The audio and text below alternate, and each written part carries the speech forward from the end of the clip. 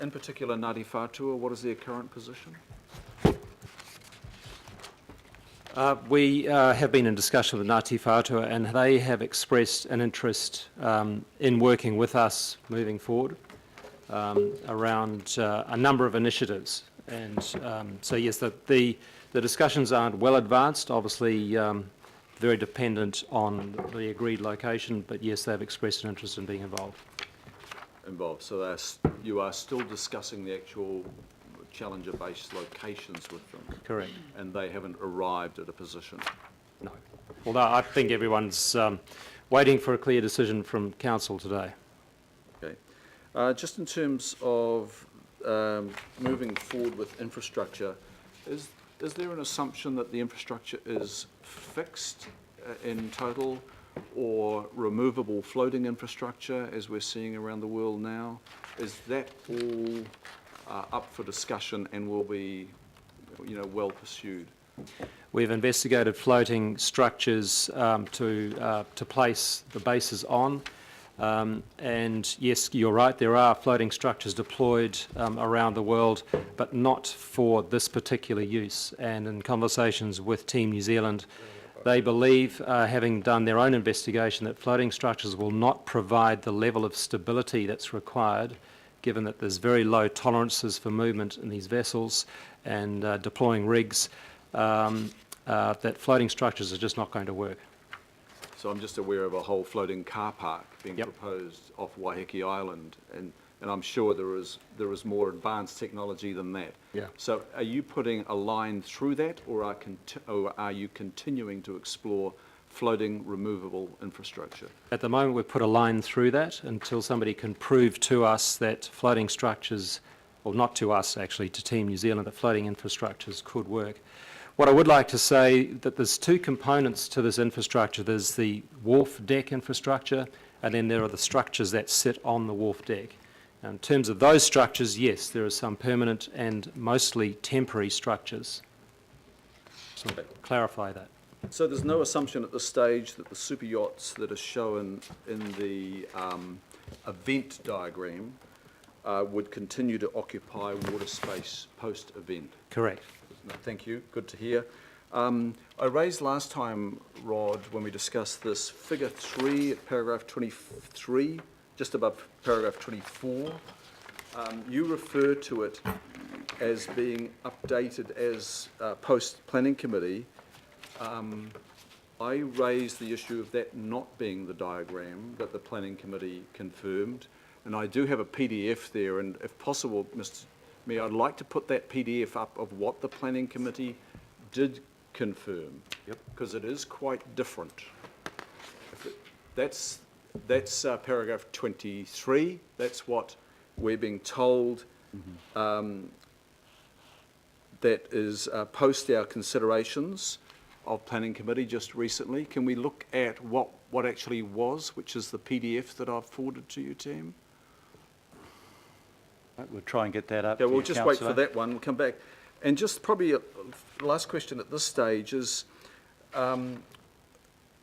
we're looking at what we're about to invest here and the value, total value for money that we get for that investment. I'm aware as of yesterday, the Stats New Zealand released information on the cruise industry, which is at odds with market economics, economic impact assessment of cruise to the tune of 400%. That is, market economics overestimated, subject to other confirmations, I guess, the value of cruise compared with Stats New Zealand, who we tend to rely on, by some 400%. In light of that, are you rechecking the market economics economic impact statement or assessment for the America's Cup? Yes, we will have a look at that together with AT, who are really running the cutter on that one. Thank you. I think that's pretty fundamental to our work. And there is what the planning committee confirmed, and you will note it did not at all confirm a Halsey Wharf extension. In fact, the dotted outlines really just reflect that it was a thought and no more. So this information Mr Chair, I'm raising this and I'd like it to be corrected, because if this information is going before Cabinet, it needs to be accurate. And if it's coming before us, it needs to be accurate. So the question is, why does figure 3 not reflect the decision of the Planning Committee and this council? Through you, Mr Chair, I did explain last time on the 23rd that the diagram we'd put together was a composite of the waterfront plan refresh work that we're doing with the planning that was agreed by council. So it's a composite of those two components to show, really to address a concern that had been expressed around non-integrated planning along the waterfront. And we were attempting to outline what an integrated waterfront outcome could look like by producing that composite. I think the point, Rod, that Councillor Darby is making, that given that one of our recommendations is to forward this to Cabinet, it should be clear that diagram 3 on the screen at the moment was where we arrived at, rather than the 2012 plan, which is the current diagram in the paper. So if we could make that change subsequent to this meeting, I think that's a valid point by Councillor Darby. We'll do that. We also need to update the Yeah. because that's now no longer current. Yeah, the Chief Executive has just made the point that Queen's Wharf would also need to be updated, because that was changed at a subsequent meeting. We now have Councillor Al Filipaina. Thank you, Your Worship. Rod, my question is going to be on the stakeholder engagement, and it's the further stakeholder engagement now. And Your Worship, I'll save my comments in regards to 41 on our agenda paper. Rod, you mentioned understand the issues, and this is with mana whenua. You also mentioned that significant steps have been significant steps forward. So can you tell me what are their views with mana whenua? And I see the people that turned up on 40 of our agenda, our mana whenua who turned up at there. So what are their views, and also what are the views in regards to what's now in front of us about where we need to go? I just wanted to find out, because you didn't mention any of their views, so I want to find out whether, hey, look, we're looking forward to it, or yes, we agree with it. Thank you, Councillor. The views that they've expressed to us would have been consistent to the views that they would have tabled at that meeting with you a week or so ago. 23rd. And they are very supportive, mana whenua generally are very supportive of this event and this event occurring in Auckland. Point one. Point two, they are obviously concerned around environmental issues and water quality. Their ability to be represented in some way in terms of cultural expression through activities and design opportunities. And there's also been an interest around governance and ownership. And so they're all issues that they would have clearly articulated to Council. Okay. Supplementary, Your Worship. So therefore, they're supportive of the event. Are they also supportive of the direction or the recommendation that you're now putting in front of us? Yes, they have been. Okay, cool. Thank you. Right, Councillor Linda Cooper. Thank you, Mr Chairman. This has been a bit of a mishmash trying to get all this information together, just with technical difficulties and the lateness of getting the report last night. So I just want to be clear on the recommendations. In be it... So we don't have this in the agenda to look at. So, which picture is it? Is it Wynyard Basin on this side, or is it... Because we're hearing about Wynyard Point, and it's actually not that clear, just the way that's worded. So is this a hybrid of what we was voted for at our last meeting? It's what we voted for at the last meeting, as opposed to the Wynyard Point variant, which the official's advice is would have considerable difficulty in being able So to it's what we get in voted place for in last time. time. No amendments. It's the same, Rod, as the last one of the two options we looked. Last time we looked at Wynyard Point, west and east, and the Wynyard Basin. Yeah. We're now no longer looking at Wynyard Point, but we are looking at the Minister's request at a Wynyard Point variant, and we've spent some time on that. which is, if you look at the diagram, the large base is on Wynyard Point rather than on Halsey Street. It was a valid point of view to put forward. I supported the investigation of it. The officials have come back and said, Yep, that's fine. these are the problems. Thank you. It's just, So B is to support one of the two options that we unanimously supported last time. so what I'm unclear about is it says here, and Wynyard Wharf East Extension, which is what I thought we weren't going to do. Under the Wynyard Basin, there is a cover between the shore and the existing wharf, which would cater for the three bases, I think, the three single bases that can go on that side. Correct. Okay, thank you. Correct. Okay, Councillor Chris Fletcher. Oh, thank you, Mr. Chairman. My question is in and around the delivery timeframes, and I've got the 23rd of November report here, and I've got your page 14 of today's addendum.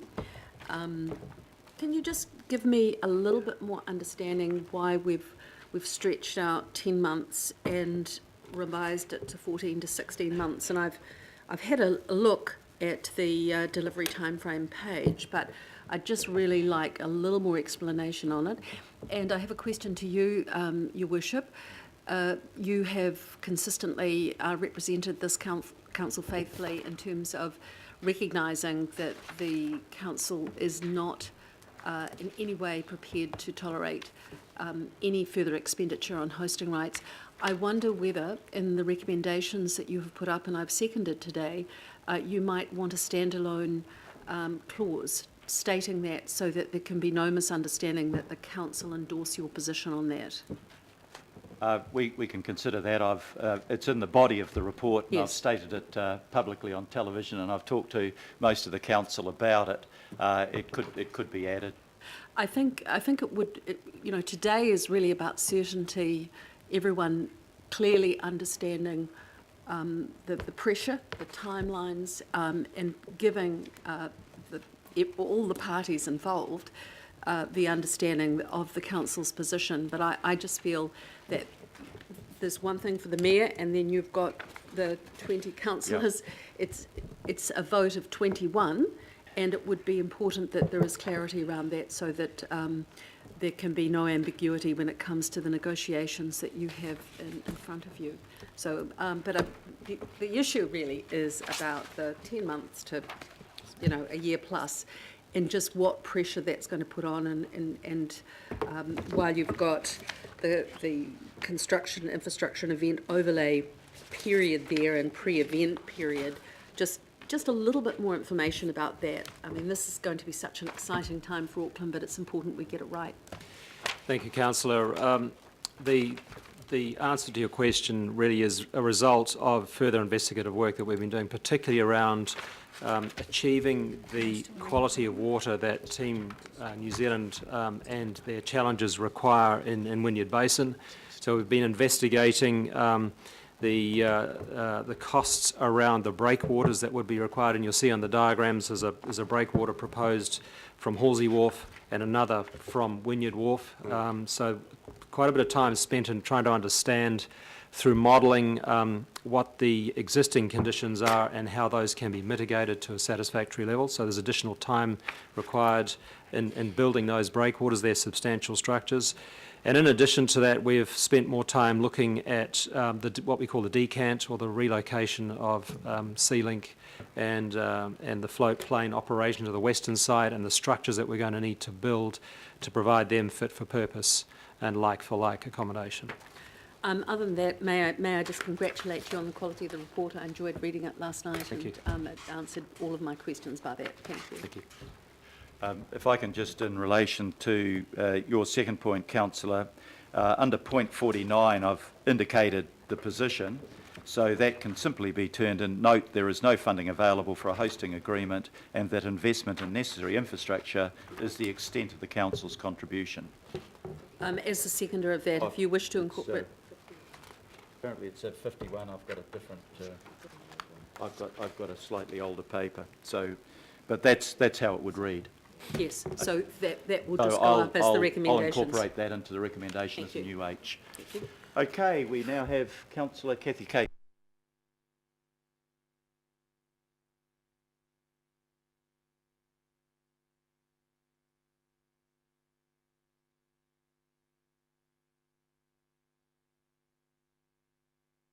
going to launch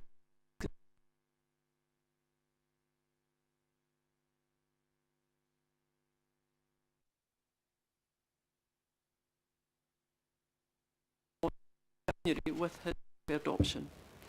And what I want to know is what happens next, because we're in recess after today. If who does the negotiating? I notice the delegation is to the chief executive and the mayor.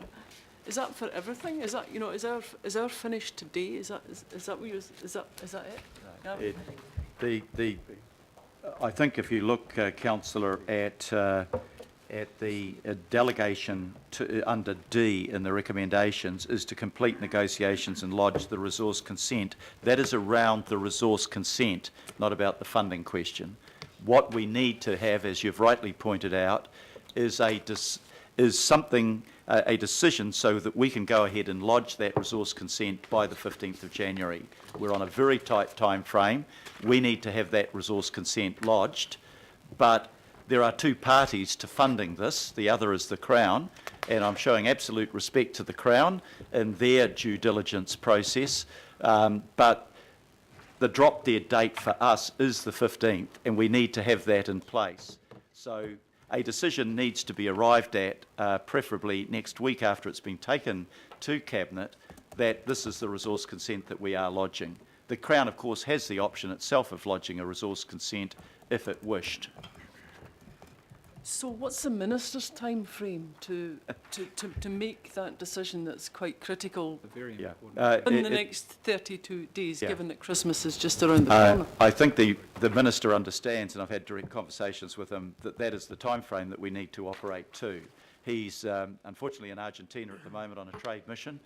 He'll be back this weekend, and I expect we'll have further discussions on that.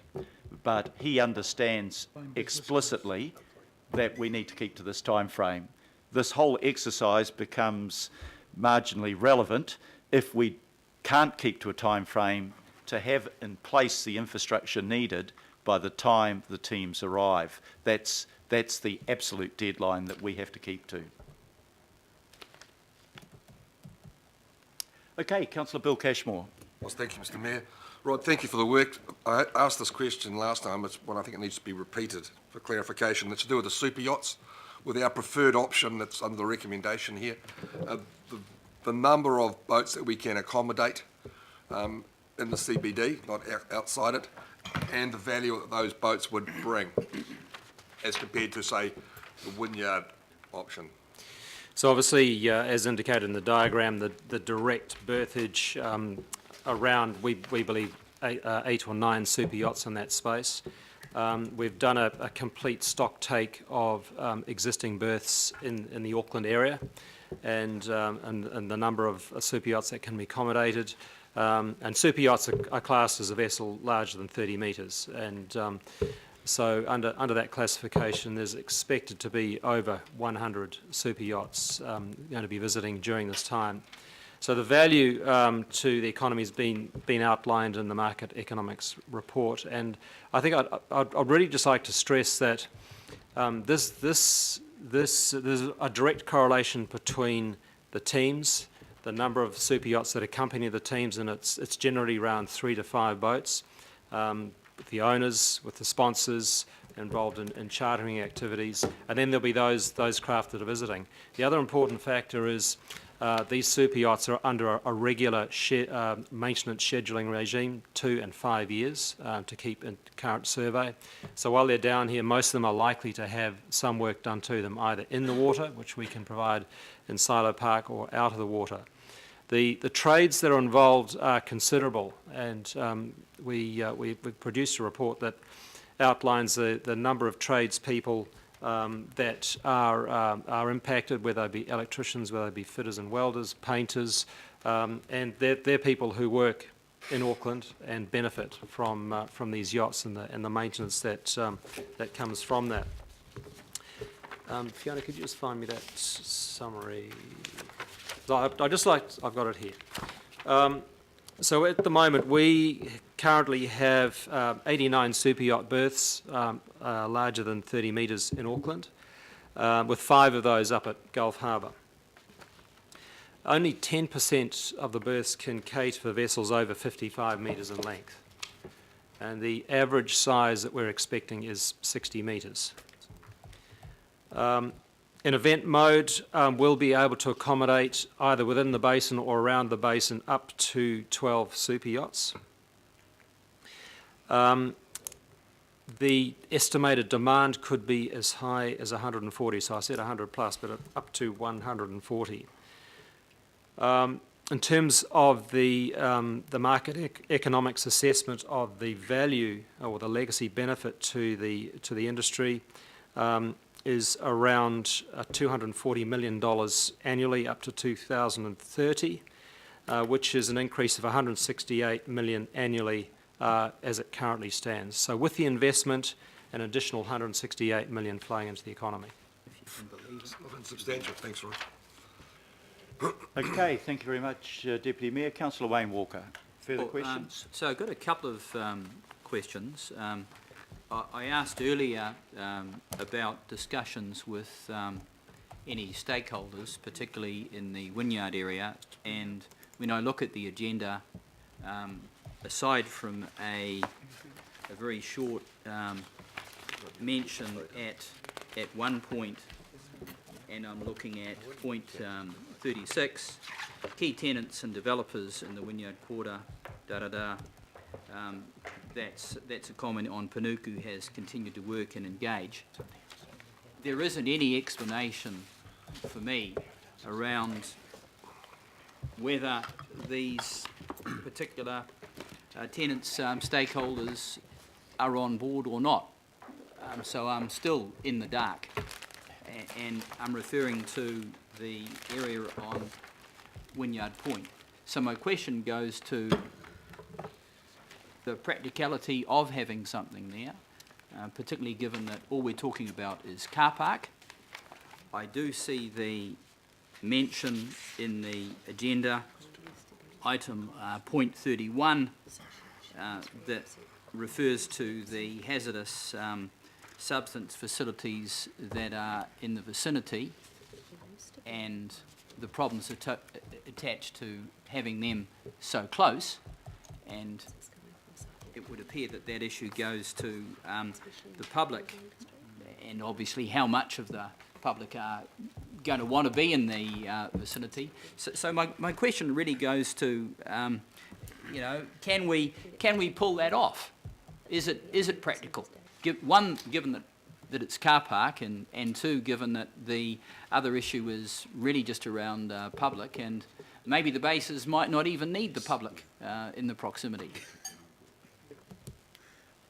As we've outlined in our report, we believe due to time constraints, complexity, costs, and that fit for purpose, because the teams will want to invite the public to their bases.